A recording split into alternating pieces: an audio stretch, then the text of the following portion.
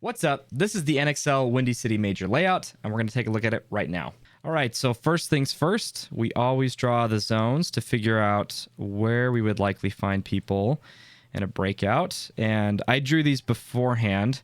And as I always say, these are subject to change. You can move these around, especially given practice and when you find people where they like to go normally off the break. But we draw these zones to help give us an idea of where we would likely find somebody in a breakout, usually pretty well distributed throughout the back, across the field. So hopefully this works. This outside Dorito zone is Iowa or Dragon if you want to just use the simplified versions, then Nevada, Texas, Oklahoma, Arizona, or Charger. So again, we use these zones to help us identify where people are not.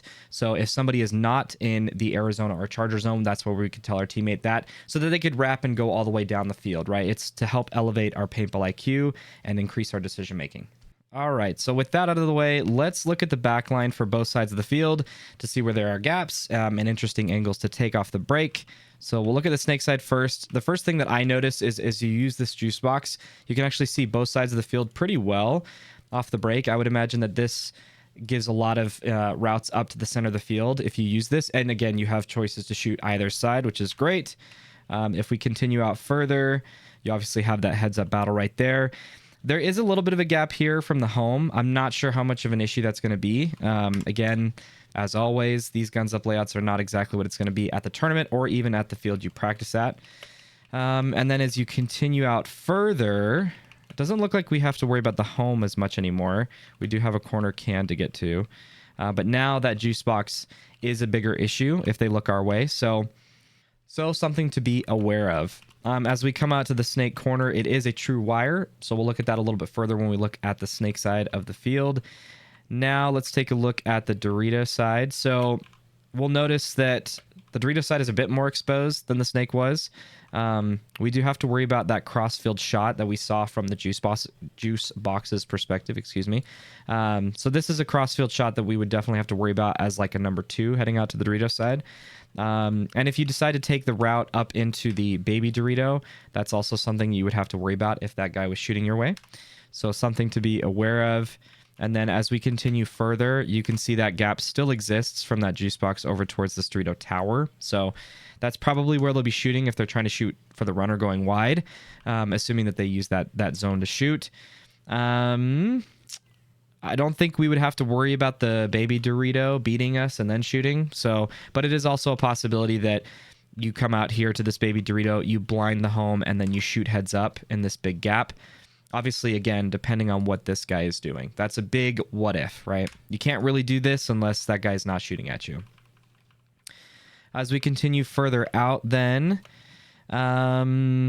it's possible that they dive into that Dorito and then pull up, but I just don't think that if you're booking it out to the corner that this guy's going to be able to get his gun up quick enough. And at this point, the only gap that we're seeing here is this really small gap. It might be bigger, so this might be more of an issue at the tournament, but right now that gap is small enough that I wouldn't worry about that. And as we continue further, there is a baby Dorito shot. That would be more in my mind of like a containment. But even still, you'll notice that like there's quite a bit that guy has to shoot through. Like there's quite a lot being blocked from their vision. So you could even go under that paint very likely if you wanted to go to the corner. And then getting to the corner itself, again, another true wire, which is nice. So corners can both see each other on either sides of the field. And I also noticed that you have a very interesting crossfield shot over towards what I think is the God. Yeah, we'd probably call that the God heading into the snake. So interesting that you can get here, bully somebody, or they can bully you, in fact. So you got to be careful about that. Let's actually look at what the crossfield shot looks like for the snake. So baby Dorito is an issue for you. I usually consider inside shots towards the corners more of an issue for the corners themselves than the players shooting those shots, just because generally speaking, you're usually playing on the outside of your bunker, and if you get put in there, you have paint coming on the inside, it's very hard to assess where that paint's coming from. So it's not just as easy as like, oh, I'm getting shot from the inside, I know where that's coming from, and I snap. It is possible, but it's also just really, risky to check where that paint's coming from. So if you do notice you're getting shot from the inside of the field, you could probably assume where that's coming from, just given what we see here. But just know that it's also possible to like over the top shots from the can all the way on the Dorito side is possible, even from the tower, right? Or from the 50 brick, right? You can't really see it from this angle, but that 50 brick is also something that could be shooting at you. So it's really dangerous to like head check, or if you're going to do that, at least it's safer to do it very low and try to see if that paint, where it's coming from. Hopefully it's shooting high. But again, something to be aware of. So we'll revisit the backline shots, or just take a look at the angles that we would take off the break when we look at breakouts. But now let's look at the snake side. So again, we came out here. We'll start here from this juice box. Very straightforward heads up battle. If for whatever reason these two people pulled up short to this juice box, it's pretty straightforward to break out of this. The question is, who would stop us? It would be the wedge, but I really don't see a situation in which a lot of teams will double this up. The advantage to doubling up this particular position is just that it gives the option for one of those two people to look opposite of the field.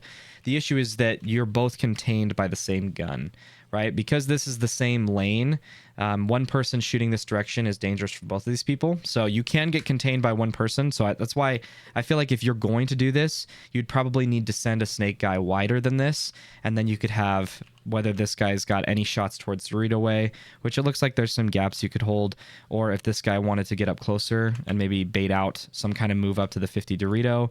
I don't know if I would stack those two positions, but it's always possible. Getting then into, so as soon as you beat this guy, if you need to get out of this situation, you're free to go, right? Assuming that they're not in the snake already and they're not, looking at you from right here at this angle, we're assuming that the person that we're beating is mirrored with us. So we get here, let's say they match us. We now have a situation where we can actually ignore the guy heads up if we get low enough. And we can isolate the juice box player. So it does mean that if we beat them, and this is the widest that they are, this is a player we still have to fight with. And again, we still have the snake side wedge to worry about.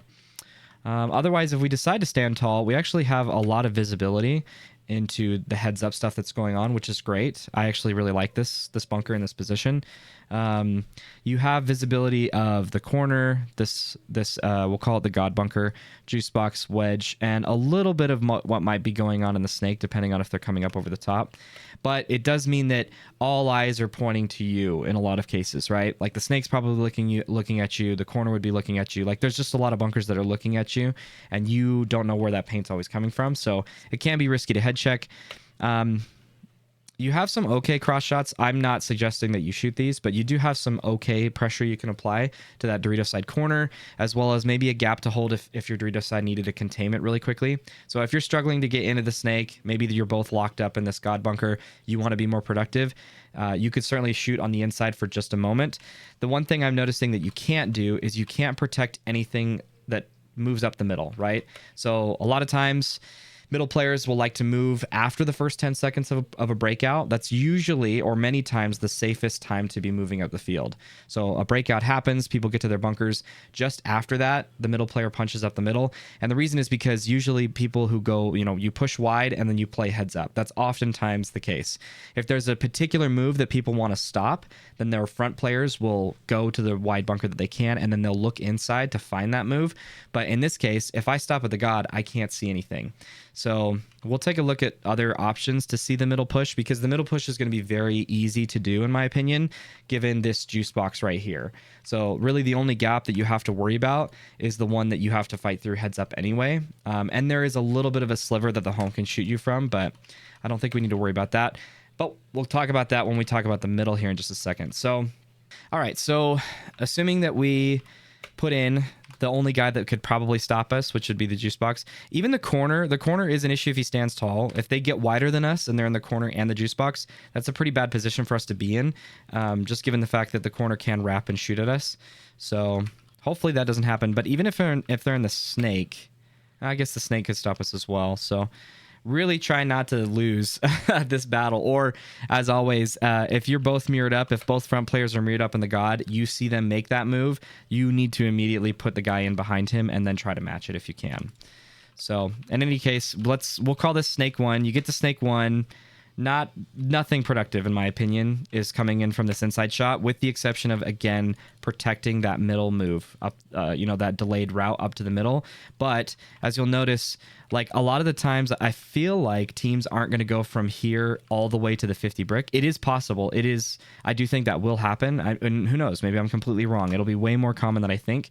That in that case, that snake move would definitely stop that. Otherwise, I feel like a lot of teams are probably going to, play here and come to this wedge first and then go to the 50 brick, just because this is a really big gap. Like, I think people will make this off the break, but as like a mid to late game move, I just don't see that happening. So I don't know if there's a reason for you to stop here other than to protect that move, and that might be the case. But otherwise, when we walk the snake in the Dorito side, we always look for what can stop us from moving up the field. And when we improve our positioning, who is the first target we should shoot at, right? We're usually looking for free kills or things that aren't very risky for us to challenge. And right now, as it stands, I don't think there's anybody that can stop us getting from this snake 1 to snake 2. Okay, so the question is, why would I stop snake 1? Only to shoot the middle, probably. That's probably the only time I would do that. You can get some really cheeky kills if you come up over the top. Like, one of the things I love the most about these mini Ws is that they allow for a lot of creativity. And so if you find that, through practice, your opponent is just always going from that snake 1 to snake 2, maybe you pause for a second and then come up over the top and surprise his supporting player, right? His number 2. Come up over the top, take the shot. Maybe you even kill him. And if you do, well, guess what? Now all of a sudden you have this inside highway route that's relatively free, given where the home player's looking. If the home player's looking your way, you're going to get torched. But if the guy in the snake has his head down and he's crawling and he gets here and he looks on the inside, you can't see anything. And then he looks the wire, he doesn't see anything. Well, now he's going to get stabbed, right? Unless his home player saves him. So in that case, you could always, once you kill the number 2, you could float out here. Look, the 1's still not going to see me. If you look out of the corner of your eye towards the snake, I could float out, easily surprise the home player without him even expecting that, and the snake guy is probably head down right here, right? So some really cool, interesting inside highway moves. So don't sleep on the snake 1, even though there's not really a lot of shots there. I would argue that even the snake 2 is worse than the snake 1 in this case, right? You get to the snake 2, what can you do? The most you can do is challenge the wedge. I would not ever take this challenge unless I had to for some reason, and we might discover that you'll have to here in a second, but you can't see anything. If you're playing into the cake, you can't see anything. The only exception is if you stand up over the top and you can lob a shot in over towards the Dorito corner, and that might be a really good shot. Who knows? I don't know how common or how often that corner is going to be played, but that's just something to keep in mind. So then why would we stop here? I don't think there's a reason we would stop here, except that we might be forced to stop here, because now we obviously have to deal with the wire. Assuming that the wire is not an issue, who can stop us? I would say the wedge for sure can stop us. So the wedge standing tall will definitely hit our packs, almost regardless of how tall they are and how short we are, I would argue. So that would be the player that we would have to fight, in which case pausing here and doing this over the top is not a bad option. I just don't know how often I would take this gun battle right here, because this is where the wedge is going to be looking. He's going to be staring right in this zone, looking for that hopper or that tip of the barrel. So just be very careful. So definitely practice that shot. If you're a snake 1 attacker, I would definitely set up a target on multiple angles of that wedge and be really comfortable taking that snapshot. Assuming that you then break past that hold, in my opinion, this is the first good bunker in the snake. So you're now kind of in play, as I would say, just given the fact that you can now see so much of the Dorito side, right? You can see this Dorito tower, this baby, and I think that's the Dorito 1. Yeah, you can see the Dorito 1. If you scoot up further, I'm sure, given the layout, again, your mileage will vary, I'm sure you can see the Dorito corner. You could probably see his legs, maybe his pack. So this, and you can see a little bit of the wedge depending on how tight they're playing. So this, in my opinion, is really where you're starting to like put a lot of pressure on the field just by being alive. So this is definitely the bunker to get to if you can. Obviously, we're at the 40-yard line at this point, so it makes sense. And the nice thing is you do have, again, a lot of creativity coming up over the top. Now, the over-the-top shots are a lot slower normally, so it is a risky thing to do. But if you do decide to take that, you can surprise the corner. You can surprise the Aztec. Doesn't look like you can see the juice box, but you can surprise the corner, or excuse me, the home and the wedge. So lots of stuff you can do with this over-the-top thing. And again, this is another situation where if you have the ability to just drill this field a lot before the event, I would absolutely set targets up for each of these spots. And then take this over the top shot specifically, as well as taking this wrap shot onto the Aztec, right? Have a buddy play this bunker, set up with your gun ready, and have your buddy tell you if he can see you, and make sure that he can't, and then take the snapshot, right? And make sure that you hit that. So, again, the wedge would be a problem here, but we're assuming that we've dealt with that problem either by eliminating them or what I guess you'd kind of have to if you wanted to make this next move. I really don't see a situation in which you come here and he doesn't shoot you, or you don't shoot him, but it's possible. It's paintball. So, and this is where, in my opinion, I don't think we had any free kills here. The tower is close to a free kill in this Snake 3. But it's not a for sure free kill. So, but this is obviously, this inside look is definitely the first thing I would do when I got to the Snake 3. And if I got to the 50 Snake, or the Viper as we'll call it, the first free kill in my opinion is that Dorito corner. I don't think there's a way that this guy can stay alive, especially given that the Dorito corner is a true wire. So if he were to stay alive in this situation, he would have to be playing on the outside of that bunker. He would have to be, essentially completely exposed to the Dorito side. It's really the only way he could survive. As well as it looks like we actually get ourselves a really nice kill on that Dorito 2. Let's see. We'll call it the Dorito 2. So we'll say this is baby Dorito 1, Dorito 2, Dorito 3, whatever, just for the sake of the video. But that looks like a very free kill. So first targets I would take a look at is definitely the corner and that Dorito 2. So again, over-the-top shots are always available in the Snake. The home player is really hurting at this point. Like, he was hurting when we already got to the Snake, but especially now when we're in the 50. And even if we don't want to challenge from over the top, this wrap shot is definitely killer. So, again, another opportunity to practice something. This is a really great shot to have hammered down. And as always, like, usually when I run a Snake Gauntlet, which admittedly I don't, or at least didn't a lot when I played, because I mostly played the Doritos, it's always good to have a target set up at the very end of the Snake, so that every time you take those inside shots or over-the-top shots and you go to reset on the wire, you know exactly where that shot is. And again, have a buddy help you, making sure that you're not exposed at all down the wire when you go to reset, because if your foot is hanging out even a little bit, or your knees just like barely out, that's going to give it away that you're trying to post up for the snapshot down the wire. So getting into their Snake now, usually there's a ton of free kills when we get to their Snake. Sometimes there's not, but that wedge is looking pretty good. And then interestingly, there's not really any free kills. So, but at this point, if you're in their Snake, it's probably the case that you could go all the way. And again, you always have to ask yourself as a Snake player, is there anything that's stopping me from moving up the field? Because even though there might be some things I can do, like productive things I can do in this Snake 1, Snake 2, and Snake 3, if there's nobody who's matched against me and there's nobody in this wedge who can shoot me, like, just remember, if there's nobody in the wedge, or you tigered the guy in the wedge, or you killed him, tiger equals kill. If you eliminated that wedge guy, and there's nobody on the wire, you're free to go all the way, right? There's really not anything that the Snake guy can do unless he matches you, especially if you have a teammate who's watching over you. So obviously, by the time you get to their Snake 3, this guy, the god, could fight you, but this is a really strong position for you. So, all right, that's it for the Snake.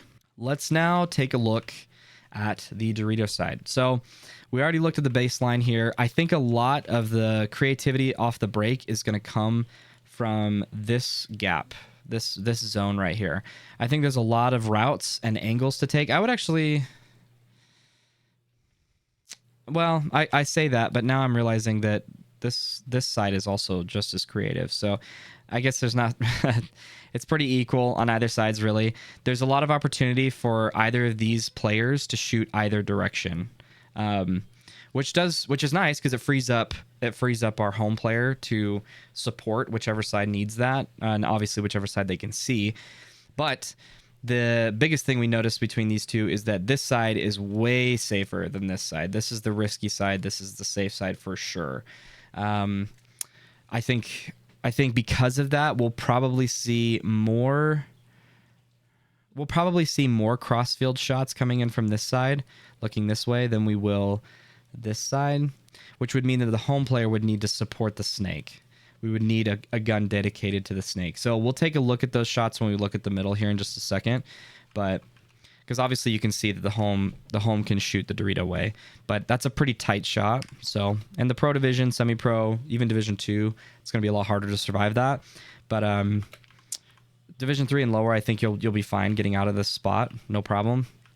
But okay, let's look at the Dorito tower. So nothing productive in my opinion across field. You do have a little bit of a gap that you could shoot to stop somebody from bumping up the middle. I'm not sure that's really the play for you, but if you find that there's just nowhere, if you're finding that there's no option or no answer to that guy who just goes right to the 50, that would definitely be it. That's a relatively safe spot to get to. Heads up, interestingly, if you get low, you don't have to worry about the guy in front of you. Again, with the exception of maybe like a bounce shot, it's always a possibility. But if this guy's playing heads up and he's shooting all of his paint right here at the edge of that bunker, it is always possible that it drops down on you. But if you get low enough, you're probably safe.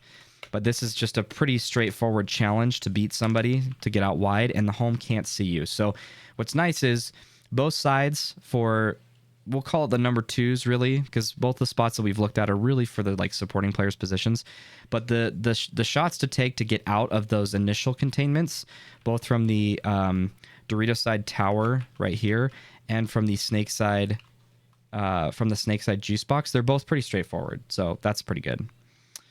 And then if we do break out, now we have a pretty interesting dead zone to work with. So obviously the corner can see us, which that's going to be a concern. I wonder how common or how quickly people will be trying to get to that corner. But assuming that there isn't a corner or he's not looking at us, there's a pretty big gap or a pretty big option for us to get up to this wedge. Wedge does provide us some inside shots towards the Aztec or the god on the snake. I'm not sure that that's really the play, but if we wrap further, we can actually isolate the home player, or rather blind the home player out and isolate the baby Dorito. So if we manage to contain them in this spot, let's say they're double stacking the home and their number 2 is from the Dorito side is the one that's doing that, and the widest guy they send is this baby, I don't think any reasonable team is going to do that. But if you find that that's what's happening, take the risk, get up to the wedge, and then play this inside shot, because they can't do anything. And then the guy that was behind you can just wrap around and go all the way. So pretty good gap. If we play heads up, really strong, super strong challenge on the baby Dorito and the home. But again, in that same scenario, if they're double stacking the home, I don't even care that the guy that I can see him from this angle, because now I have 2 guns looking at me against a straight edge. That's a really dangerous snapshot for me. I would actually rather just take this angle and just contain this guy, like dump all of my paint on him and do not let his guy, bump out behind him. And I don't actually care that the number 2 on the Dorito side can see me on that outside wrap, because he's contained as is, right? So really strong move. If we were to, for whatever reason, dive out to here, we could take that same angle, but from maybe a stronger position, right? Just given the fact that this angle from the Doritos is easier to take than that angle from the wedges, in my personal opinion. So this is an even, in some cases, an even better challenge to take. And you're also set up to continually push the Dorito side if you need to from a wider angle. Again, we can take that same challenge we looked at, but in my opinion, again, much safer, right? This Dorito angle is really safe compared to that wedge angle that's super straight. So same sort of containment that can go on. And then this is a big gap to get through, but as you can see, as soon as we get out to this blind right here, we can isolate both of those targets, and then we can get here. So I mean, it's fairly straightforward, fairly obvious, but the big takeaway is if you are going to double stack the home, if you're going to send your number 1 out wide and your number 2 is going to delay from the Dorito side, which I could see a reason why teams would do that, because this gap admittedly is big for the number 2, not for the 1. I think the 1 gets out of that really quickly. I don't think you send a guy here and here. This is a really bad containment. I don't think there's any reason you should do that. So if anything, even a delay is probably not very safe. Like a delay leapfrog out is probably not safe. So I would, if anything, send a guy here and then maybe send a guy there. But I don't even think you need to send a guy to the baby. I don't think that's like a let's do that every point sort of thing. So let's go to the Dorito corner then before we keep going down the wire, or excuse me, up the field. Again, you can see the corner to corner, but you can't see really anything else. Obviously, if they're in the 50, this is a great bunker to stop that. If they're in the 50, you can come here to prevent them from wrapping, but they might be doing a lot of damage anyway on the inside of the field, so we'll take a look at that in a second. Okay, so if you get to this corner and nobody has matched you, you can apply a little bit of pressure to this Dorito tower, but really the big value here is that you can stop them from going wide, and you can essentially avoid their paint. You probably will be shooting back at each other, but your paint's not going to be landing because obviously you guys can't quite see each other. If you float off, you actually can, at this point, you can back off of the bunker, and you can see that there's not really anybody who can see you, right? We're making, again, the assumption that there's nobody in this zone, that you've gotten wider than them, and you're able to contain them at the tower. However, they can take an inside route up to the wedge, and you would have no idea. But assuming that this guy is totally and fully contained, you can see that there's an interesting route here that... Obviously, if there's a guy in the baby, this isn't going to work because he's going to be shooting you. But if you contain the tower, you can take this inside route, and you can either go to this Dorito that's right next to you, or if you dodge the home's paint or he's not shooting your way, you can actually go all the way up to here, and probably nobody's going to see you. Again, we can always make the assumption pretty safely that the 2 wide guys on either side of the field are looking heads up, because it's really important for them that they beat the guys heads up and that they retain whatever knowledge they can about where those guys are, just to protect their teammates, right? That's why you don't want to go wide and then like everybody cross up, because you have no idea what's going on in front of you. And in order to win a game, you have to push. You have to push your side of the field. So it can be assumed that the snake side is going to be looking heads up, and they're not going to see this route. So definitely try that at practice. See what that looks like. Because I think this Dorito dive bomb route all the way here is super safe. And now you've isolated either the home, the baby, or maybe just the home, and the other guy's here, and you're just doing so much damage at this point. Even if I probably wouldn't take this bite because that guy can see you in the tower, but if you do happen to kill the home player, again, you can see that I can continually isolate that Dorito tower that's to my left. I can continually isolate that guy as I move up to their side of the field, and now all of a sudden I have all of the snake exposed to me, right? Even as I go all the way to the wedge, I can just still see everything going on the snake side, and that tower guy would actually have no idea that that's happening, especially if I shot the guys that had the intel that I was doing that. So that's a really, really cool route, actually. What that does tell you is that this tower, you need to get out of this tower as fast as you can, because there's not a lot you can do here, right? The most you can do is to shoot at the baby Dorito, and that's it. So now that we've looked at the corner, and again, from that corner, that inside route, lots of different routes you could take. Again, from here, we looked at those angles. It's really just a matter of isolating the tower and shooting the home and maybe the baby. But let's assume that they mirrored with me. So this is going to be a really hard position to fight from, to go wider, because as you can see, this gap from that Dorito up to this Dorito 2 is really big, super big. So what this layout's wanting us to do is it's wanting us to take this inside route, which is tempting because, as we've seen, it's easy to get there. However, being in this bunker, if there's a guy in the corner, that is a really bad spot for you. So if there is a guy in this corner and you've decided to take that inside Dorito route, it's a really strong position, in my opinion, for you to be fighting against the Dorito, because he's not only already angled towards you. So like if I'm all the way in this bunker, his bunker is angling slightly. It's not flat.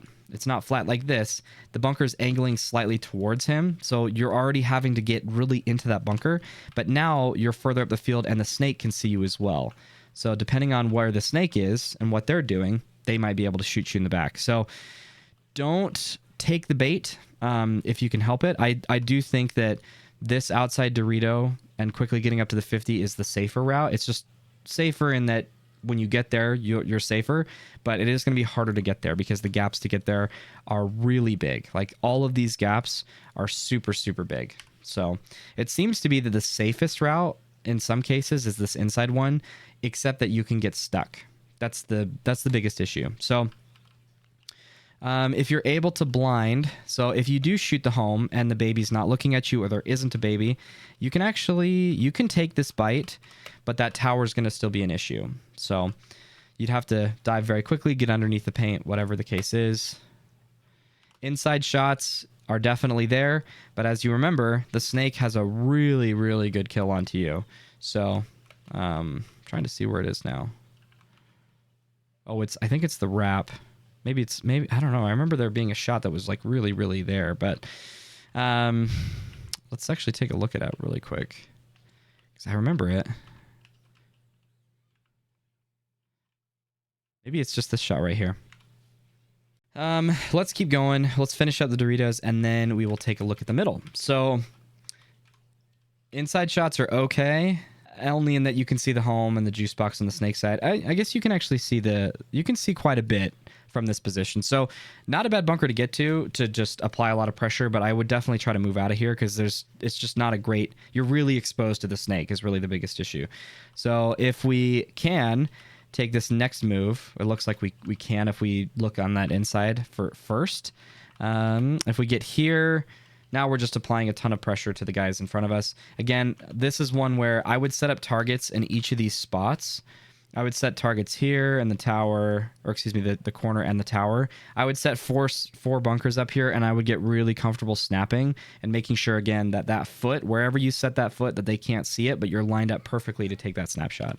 That's what I would do. So inside shots are actually pretty much the same that we saw already from the Dorito. So when you do get here and you look inside first, as long as nobody's mirrored to you, it looks like you can just kind of stay inside as you move and then go to the outside and not have to worry too much about the inside. If you're taking a lot of heat on the outside from these guys, from any one of these bunkers, just play on the inside for a second and just suffocate them from that side of the field while your team works to push that side. So it looks like most of your productivity from the 50 Dorito is just getting there and living as opposed to getting any sort of kills. So let's look at the middle and then we will be done. So I guess we'll do breakouts after. That's what I mean to say. All right, let's take a look. So heads up shots, obviously home to home is there for sure. You can see more of the Dorito right off the break. And there is a gap here. So this gap's pretty small. I don't know. I don't have any idea how big that'll be at the tournament. And unfortunately, that looks to be the only shot that we have onto the snake side of the field. Wow, yeah. I mean, again, if you come out here, you have some shots towards the snake, but it looks like your best chance at shooting the snake runner is getting out wide and shooting for him yourself, which is really bad because as you can see, as they get low, they're just already into the snake. Is there really nothing that can stop that? I mean, there's this gap. What does that gap look like? Where is that? That's right here. So that's this gap. And there's no way. I don't see how you survive that because the juice box would just kill you. Crossfield. Okay. Oh, here it is. All right. So it is there. Okay. So, wow, that is a huge crossfield shot. So it looks like this baby is a bit more important, or at least the gap that you can play here is a bit more important. But as you can see, there's a lot of like rock, paper, scissors going on in this situation because, for example, if the only shot that you really have reliably is to onto the snake is from this baby Dorito, like we'll call it a dead zone. If the only reliable shot is there and you happen to be hitting it, then the next thing you're going to want to do is counter that guy. And you have two places to do that. You can either send the guy heads up shooting for it because it's really hard to avoid that, or you can have, excuse me, or you can have the guy playing the juice box shooting for it. So you have two options to deal with one guy to shoot the snake runner, and you have the freedom to choose either or both. And I mean, that's tough. That's really hard. I don't have an answer for you as far as what to do to survive that. And it might be the case that when you guys go to play the layout, when you run out, you can actually see the snake guy much better than we can in this guns up layout. Who knows? But it looks like the biggest issue we're going to have on this layout is a response to the snake runner and people getting the snake off the break. So definitely look for that shot, and let us know in the comments where it comes from. As far as the Dorito runner is concerned, yeah, it's another one of those where like you can't really see anything past this gap. So you can shoot somebody, as usually the number 2 would be the person you could hit, and it would have to be the first 3 balls for sure. But that's an option to shoot. And then you might be able to shoot the corner guy. That's a really small gap, as you can see. Again, it might be bigger at the tournament. It might be bigger at your local field.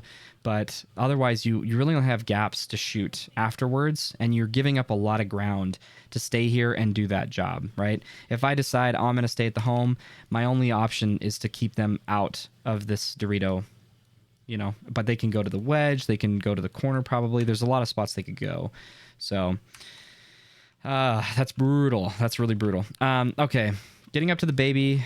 We already looked at this. This is going to be a really hard bunker to survive because even the tower getting here and looking inside is going to put a ton of pressure onto us.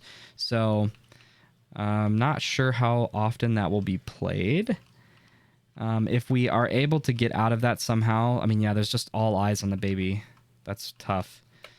There is a little bit of inside shooting that you could do. A lot of this would be like secondary fill kind of stuff that you could counter somebody with. So if you knew that teams like to delay from the home out to, let's say, the juice box on the snake, or even up the center to this juice box, this is an option. It's just that it's going to be hard for the home player not to see you. So it looks like your only chances of making this move reliably is if you go on the outside. And that's reliably is a euphemism here because you're just so exposed to whatever's going on in the Doritos. But otherwise, if you go on the outside, the home's going to see you. If you take this route, I don't see how the home doesn't see you doing this.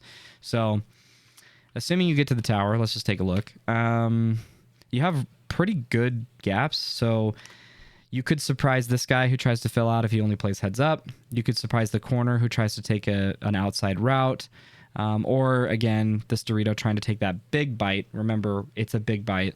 The big bite from that Dorito 1 to Dorito 2, or from the wedge to the Dorito 3. That I would say that's probably the more surprising attack, is to shoot that guy, because that inside shot is pretty safe, or rather that inside route is pretty safe from here to here, the wedge to the Dorito 3, but that's assuming that nobody saw you get here to begin with, so who knows.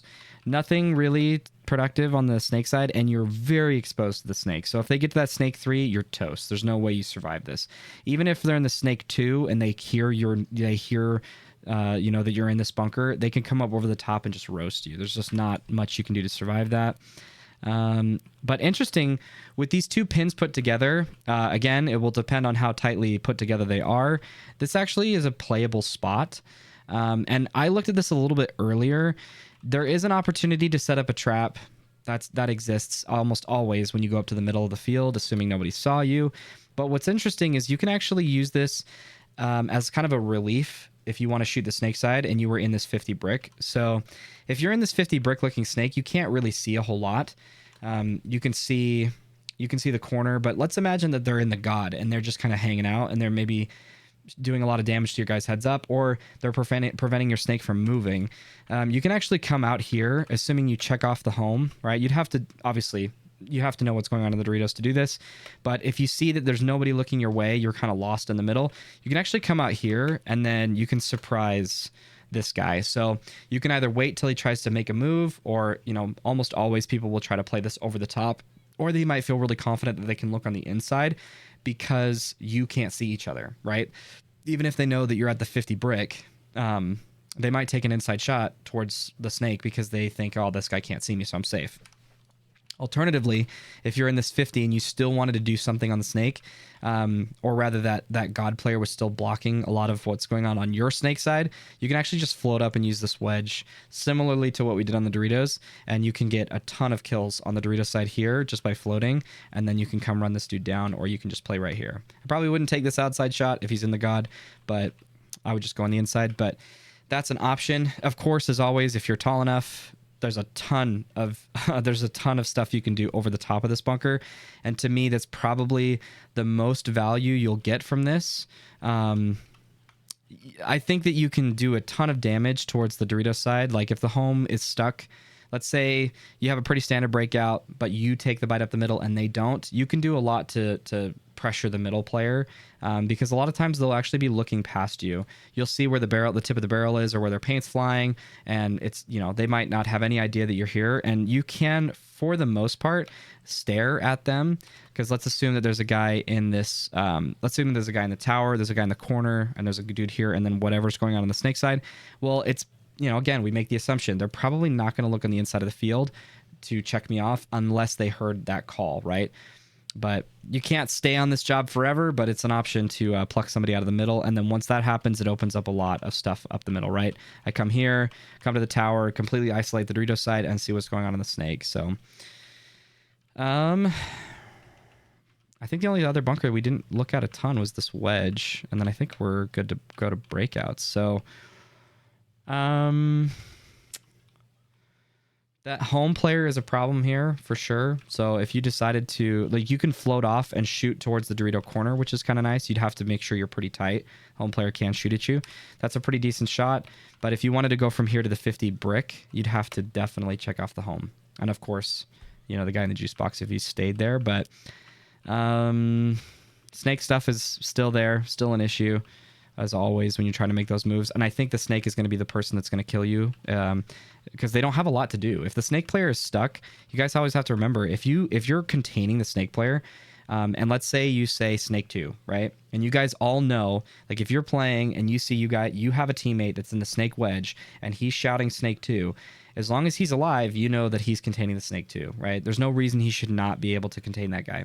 So if you hear snake 2 and the snake guy can't do anything else, the only thing he's going to do is maybe win the Tate battle and stay posted, which is risky, or he's going to look on the inside of the field.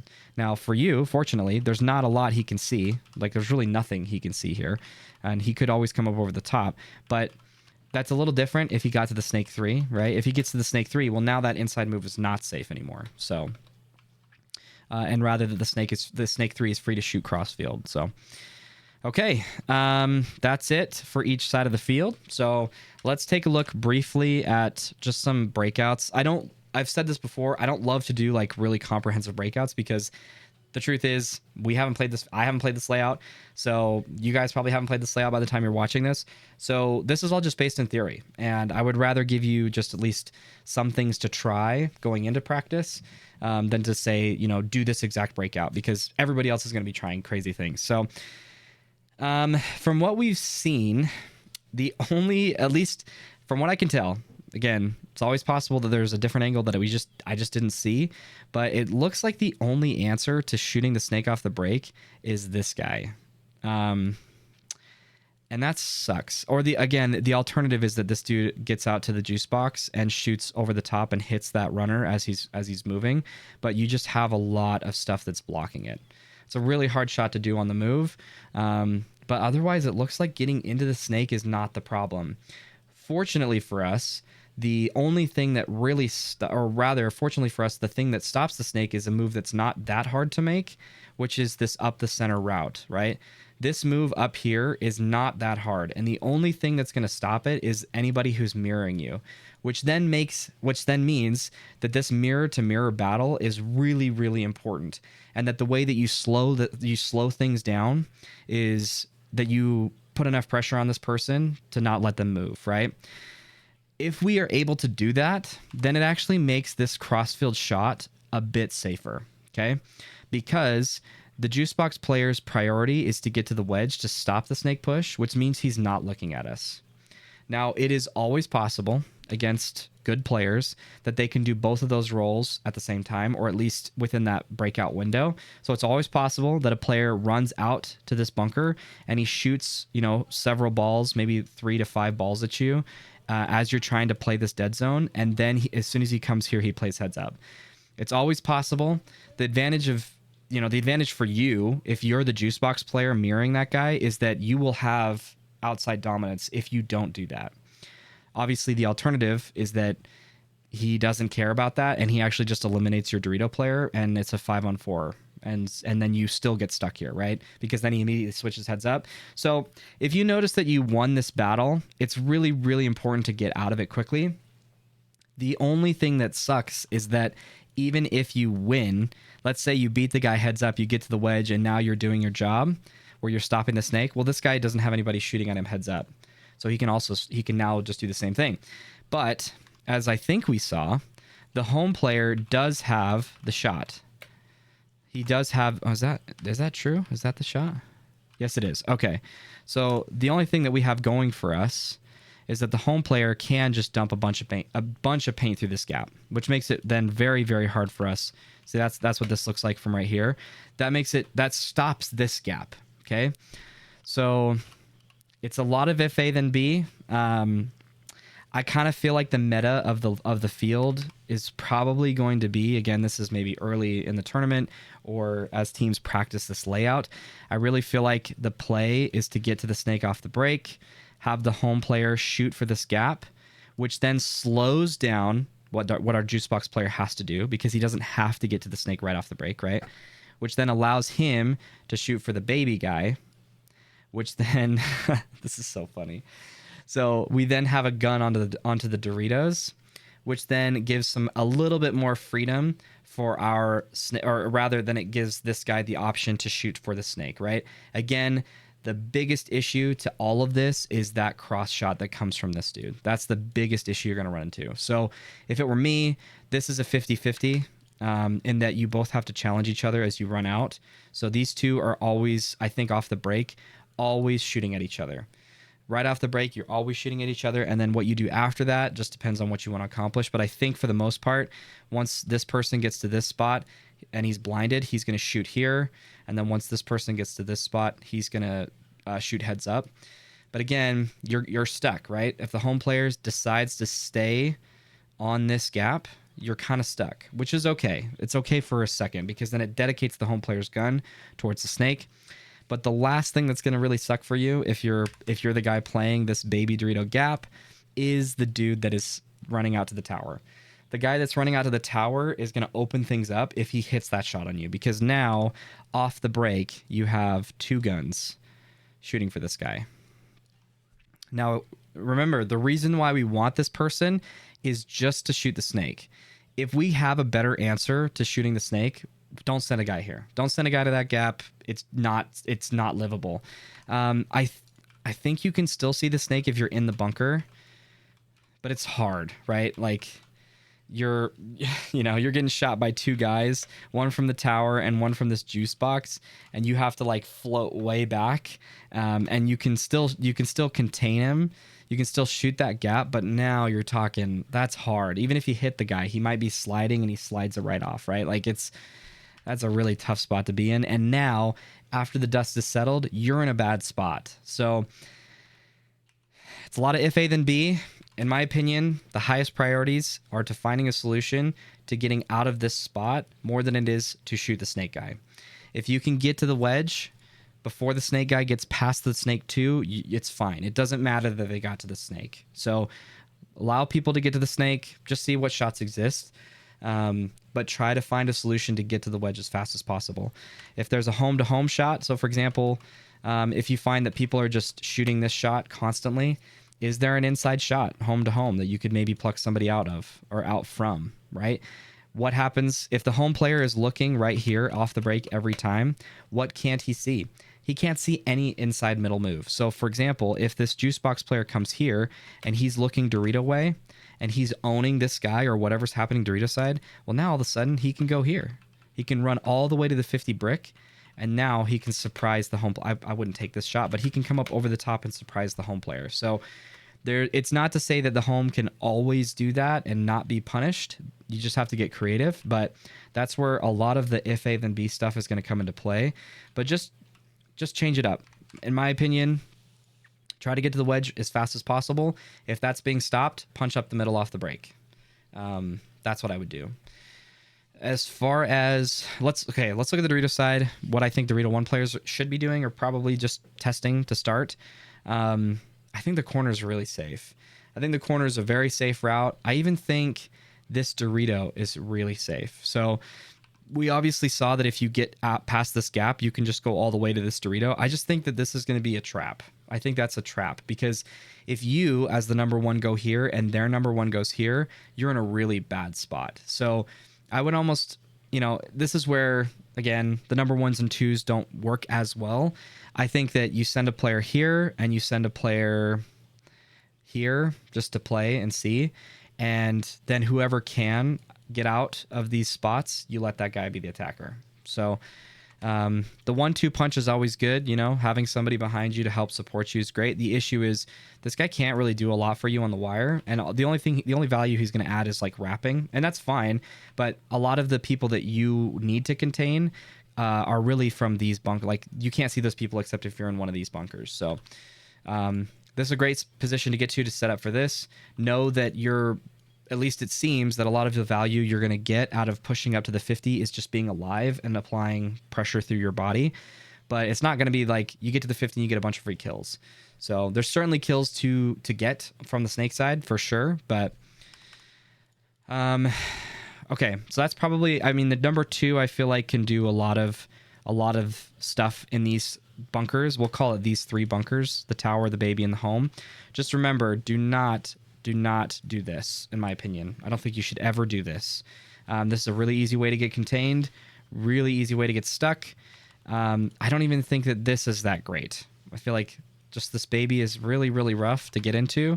And if you're able to contain them out of the snake, maybe you go here and then hold it forever. I don't know. That baby's really tight, really, really small. The home only has a shot towards the number 2 off the break, or, as we said, containing the juice box. So the home is not a great bunker. You can obviously stop the bleeding on the Dorito side if you want. That we looked at those gaps. They're really big. It's just, if the game is happening, if the majority of the game is being played in these bunkers right here on the Dorito side, then you staying home is really not good, because so much of the game is happening before you can even see them and apply pressure, that like you might lose that 2v2 on the Dorito side and they still haven't pushed past your gap, right? They don't have to push past your gap to win. So I would say that the home's, suitability or like productivity is maybe that off the break shot towards the juice box and then get out of there, right? And then as far as the snake, we already talked about it. The number 2 has a few options. He can shoot this shot towards the baby, and then obviously shoot towards the heads up battle, or he can shoot. Can he? He can shoot the snake gap. That's right. Oh no, this is what he can see. That's right. This is what he can see. So a lot of your decision making is based on who's more susceptible to taking, to shooting. But you definitely want to get to here, in my opinion. So you can't see that. You definitely want to get to the wedge to stop the snake push. If you find another answer to the snake, if you can keep him out of the snake, don't bother. Don't go to the wedge. Go somewhere else. As far as the number 1, I really think you go to the snake off the break until teams stop you from doing it.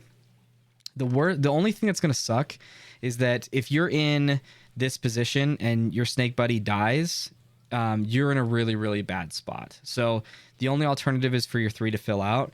And so I think probably as a default, if you are going to play the home, which you probably will have to, there's just not a lot of bunkers to like give space. There is a little bit, like, so for example, the 2 can go here, or maybe we'll call it the 3, it doesn't really matter. And then the 2 just delays for a second and the 1 goes here off the break. The 2 can very quickly go to here. He could even go to the juice box off the break. You could very easily have a breakout that looks like this, but as we said, this isn't great, right? The juice box and the wedge is not great because on that outside shot, you guys are both being contained by the same person. And you don't have great shots cross field to alleviate that. You do have gaps. You do have gaps to hold people, But again, you run the risk of the game developing outside of, these gaps. Like your whole Dorito side could die. And then now, like, yeah, you can hold a gap, but like that's as much as you can do. So, but just know, I don't think the home's very good. I don't think the baby is very good. Snake corner is great to stop. Like if you lose a snake body, and the wedge, let's say your wedge player dies. Let's say your wedge player dies, you have a person in the snake and you are here. I think you try to get out to the corner as best as possible because it is a true wire and you can do a lot to stop them. And so long as they're not in the snake 3, they haven't really put themselves in the game yet, right? Once they get to the snake 3 and the viper, their presence is a lot more scary. But you can stop them from being in the game by doing that. You just have to always be mindful of this inside stuff that could happen, right? Which you can see pretty easily, right? As long as you're playing heads up and controlling that, and then looking here every so often, you can do a lot to stop that inside stuff. So that is it. I think a pretty long video probably. So let me know if this was helpful down in the comments below. If you guys like the video, please like it. It does help me out a lot. And be sure to subscribe. I'm not sure I'm going to be in Chicago. I haven't heard yet. I kind of feel like I'm not going to be at this point. So if I am, be sure to say hi. I always appreciate people who do. But that's it. I'll see you guys later.